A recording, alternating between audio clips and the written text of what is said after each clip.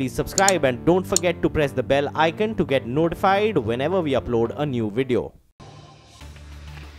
10,646 for the Nifty, so absolutely static on a day of expiry. Let's see how things pan out in the second half. Mid-caps underperforming, down 0.4%. But let's move on to another story then. SEBI has directed that any appeal for a review of a rating on debt instruments shall be taken up by a committee having a majority of independent members now. Sonal Sachdev is here to help us understand what exactly this means and what it means from a governance perspective as well. Sonal.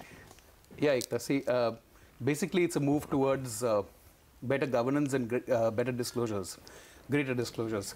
So what SEBI is saying is three things primarily. The first is that if you are a company, you go to a rating agency and a rating agency gives you a certain rating which you are unhappy with, you now have the option of going back to the rating agency and having a committee review the rating. Now SEBI is saying the committee that reviews the rating should have a majority of independent directors who are not related in any way to the rating agency or their employees. So, you know, you get a fair and sort of honest review of the rating by the particular rating agency. The other is what they're saying is we've had this issue along several times that one company goes to a rating agency, doesn't go to get a good rating, it goes to another rating agency shopping for a rating and it gets a better rating. And the earlier rating is never disclosed. So what SEBI is saying now is that those unaccepted, what ratings are not accepted by companies, rating agencies will now have to disclose those on their website.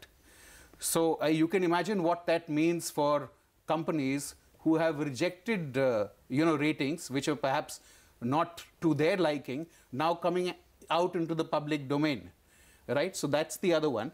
And the third is, as far as all rating actions of rating agencies, now on a half-yearly basis, within 15 days of a close of a half month, all those will have to be put out on the rating agency's website. So, I mean, the bigger piece in all of this is that shopping for ratings and all of that.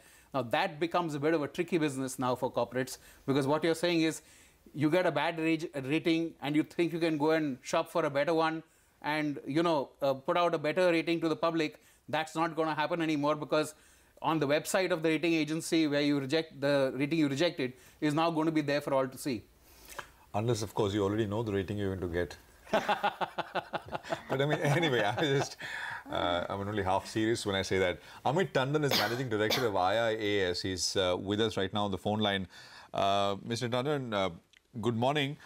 I mean, you heard Sonal explain late SEBI's move. I mean, of course, welcome. Brings more transparency for everyone in the system, especially investors. Your first thoughts, how effective is this going to be? Look, I think clearly rating shopping has been an issue for some time. So when SEBI asks rating agencies to kind of disclose a list of unaccepted ratings on its website, that is a welcome step. The first recommendation in terms of having it reviewed by an independent committee, I'm really not sure what is trying to be achieved here and whether it kind of fits in well with how the rating agencies run their business. To begin with, each of the rating agencies has a process in terms of how they handle appeals. I remember from my time at Fitch Ratings, if someone appeals a rating, you reconstitute the committee, you bring in someone more senior to chair the committee than the previous chair of the committee. You also had new members who were brought into the committee, and therefore it's a fairly well-established process. To kind of say that, okay, we're going to bring in independent people to look at it is not something which I am comfortable with. If I go back, I think for about 18 years at least, the three global rating agencies, that is to India Ratings, which is a part of ICRA, and CRISIL, have all moved to kind of having the in-house staff as a part of the rating committee. And there is a reason for that. The first is, they are kind of consistent. They're supposed to adhere to the company policy with regard to owning equity, owning securities and others. There's also data integrity and confidentiality of data. The third is that certain skill sets which are only there in terms of if you're looking at residential mortgage-backed security or you're looking at a REIT, these are fairly specialists. And to say that we bring in independent members, and usually if you Mr. Tandon, but when they say independent, I'm assuming that these have to be specialists, right? It's just that they can't be related to, they have to be independent of the firm. Essentially, yeah, they have to be independent of the firm, but at the end of the day, if they're working somewhere else, you don't have very many people who would have some of these skills and who are kind of, in a manner of speaking, sitting at home.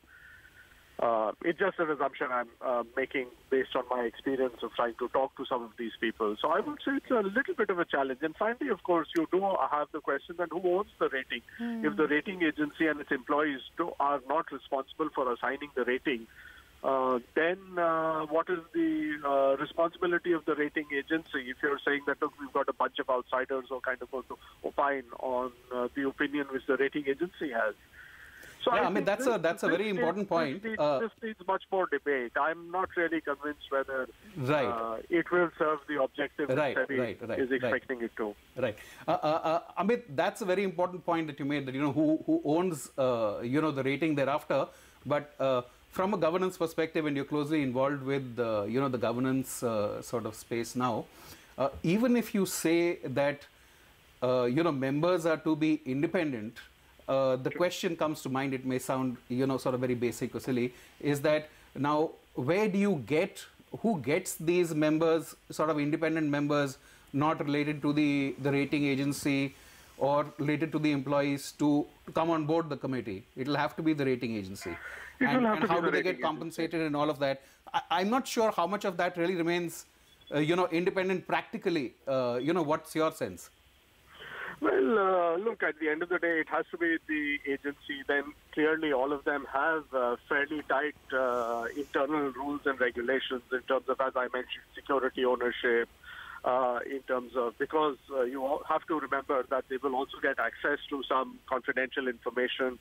And therefore, you need to ring-fence these people from some of these things. Then they need to be able to give sufficient time, and often enough the ratings could be held at fairly short notice. So you need to be available and be able to kind of contribute to it. So look, as long as you could arrive at something which is a reasonable number, and in a sense, if you know, the board members also get paid, and they are still treated as independent. So I guess here too there will be some compensation, but they will continue to be treated as independent. The most obvious constituency is the ex-employees of the rating agency. I mean, it would be kind of come back and do so. But Sure. Just on the second point, which is disclosures, I'm sure that that's pretty welcome, right? I mean, that you even if a rating, go on. Certainly is. That is certainly a welcome step. And if you look at the guidelines, one of the other things they've said is when you're looking at the default data, it needs to be weighed by, the quantum of loans which you've rated. So that again is, so there are 3-4 decisions which they've announced yesterday. So that again is a welcome move. But I would say that the first thing which you refer to, which is to prevent rating agencies need to disclose the rating which has been assigned, that is very critical. And that is a very welcome step. Okay, Amit, since we have you with us, I just wanted your thoughts in terms of what's happening with this entire auditor issue. Considering the number of auditors who have stepped down, we've seen Atlanta, we've seen this sort of issue start with, I think, Fortis all the way back in November. But now it seems as though it's just been a rut of the Big Four. Clearly, auditors are, in a sense, the most important link between the company and shareholders. And auditors have a responsibility to shareholders and, at a broader level, the stakeholders. Unfortunately, they've always seen their responsibility to the company and to the management which has appointed them. So this is the first sign we are seeing that auditors are realizing that they are accountable to a broader set of people and not just the company in question. So I think it's a very welcome development. It means that, companies are going to, the managements and the boards are going to conclude that they can't take auditors for granted, something which they have all along. and said that, look, we will manage the whole process. The auditors also, it's a good sign that they are kind of raising their voice. They are giving companies pushback. It shows that, look, the audit report itself had kind of ceased to have much meaning with the more serious investors who were appointing forensic auditors, etc., to kind of look over the shoulders of the auditors. So that is a welcome step, and it brings the confidence into the audited statement back to where it should be. Okay, all right, Amit, we're going to leave it on that note. Thanks very much for joining in and speaking with us. So that is Amit Tandon. Need to take a break now, but up next... Look at just a intraday. We should actually put up the intraday of Shankara Bilcon. The flash intraday came up. You know, it said 26% off the lows, and I thought 26% off the recent lows. Well, it is not. It is 26% off today's low. The low today is 1428. And the stock is bounced to 1717. I mean, that is humongous. That is a huge bounce that we are seeing. And we'll try and get some more details in terms of what is happening there as we go along. But we have to take a very quick break here as well. Well, let's get some fundamental perspective then. Jigar Shah of Kimeng Securities joins in to discuss the fundamentals of the market. Jigar, hi. Thanks very much for joining in. Well, it seems as though there are a lot of select mid-caps which have been under pressure. Today, it's Dilip Bilcon, which is down another 10-odd%, and many other select mid-caps that we've been talking about, such as Shankara, which is off the day's low. I'm sure you're getting a lot of client queries. What are you telling them, and what is your perspective on what's happening?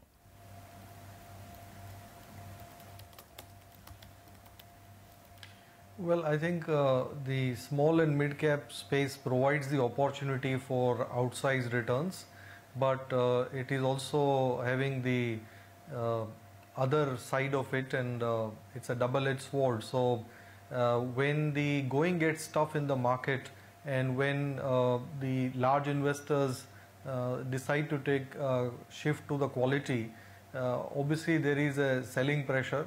Like on the upside, there is also always some amount of overreaction on the downside. Having said that, I think the issues that have arisen in some companies which may be pertaining to corporate governance or audit related, etc., have been quite negative and alarming, and obviously it's a lesson that one needs to be a lot more picky and choosy about the stocks. So that is something which we have also been doing a more micro analysis when we are looking at any of the companies within our existing coverage, or when we are looking at the new coverage. So clearly I think the quality of governance, cash flows, dividends, and the consistency of the communication of the company is very important. The disclosure quality is very important. So these are some of the things that we are looking at very minutely, as well as also informing the clients accordingly. Jigar, that's a good point, that one needs to learn and be very choosy. But let's narrow it down and look a little deeper. I mean, if you take something like a Manpasand, right? I mean, the way to learn is to look back at specific situations and analyze them threadbare.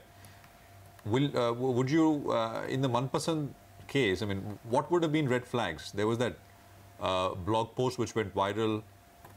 On the other hand, you had, Deloitte, one of the big four, no auditor qualification for the number of years. Since 2011, they were auditing the company.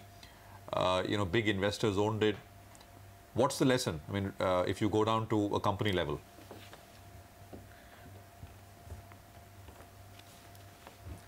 Frankly speaking, I would not talk anything about Manpasand, because we did not cover the stock, and we do not have an opinion on the company. However, in general, let me put it this way, the buy side industry and even the sell side, generally the focus is on the investment or on the buy recommendation. There are not so many sell recommendation, and shorting in India is not so much prevalent.